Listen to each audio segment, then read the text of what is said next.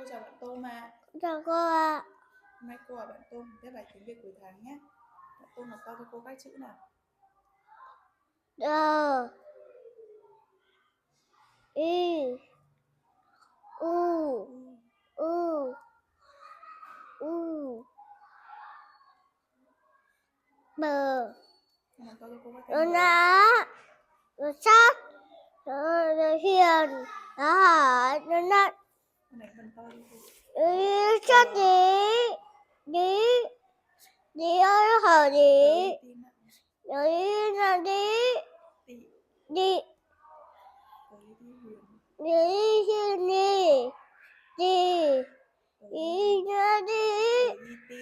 Đi Đi Tí tị tì ti. Đi đi đi đi Tư sắc.